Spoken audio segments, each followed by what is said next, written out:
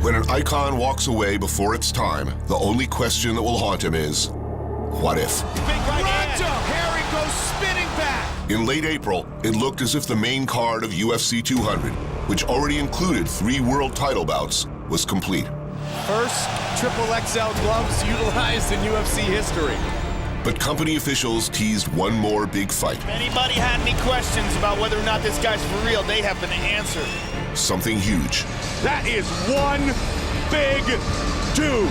The rumor mill swirled until just 5 weeks before the event. Can you see me now? Can you see me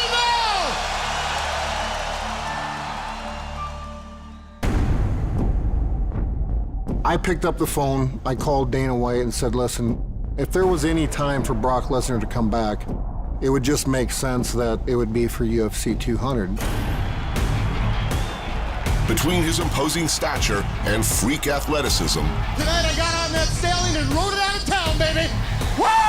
Brock Lesnar became the biggest pay-per-view draw the UFC had ever seen. UFC Heavyweight Champion of the World! The former heavyweight champion headlined some of the most memorable events in history, including UFC 100, and had a knack for punctuating things with a Brock Lesnar-sized exclamation point. And it is all over! He's out. You tell me later!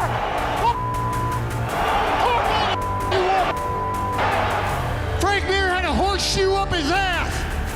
I pulled that sumbitch out, and I beat him over the head with it! Woo!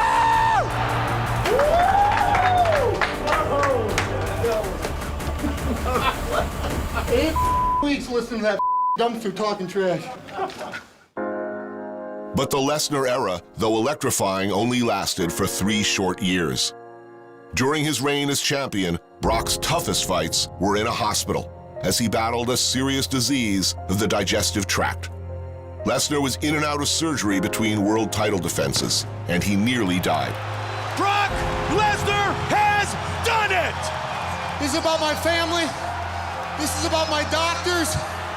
This is about my training partners. And I'm still the toughest SOB around, baby. In May 2011, surgeons removed 12 inches of Lesnar's colon. The effects lingered and made even day-to-day life difficult, not to mention fights in the Octagon. I've had a really difficult couple of years. Tonight was the last time you'll see me in the Octagon.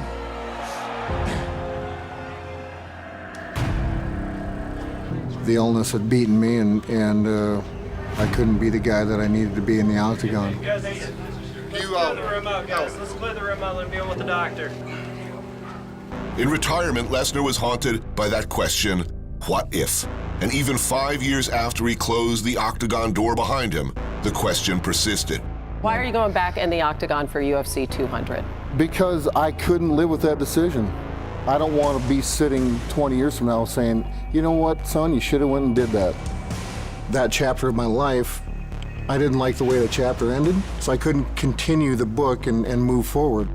So finally, eventually, he's just decided, yep, I'm throwing my hat back in the ring. Now that he's answered the Octagon's call, the world wonders, what if? What if this is the last time they'll see this larger-than-life figure fight again?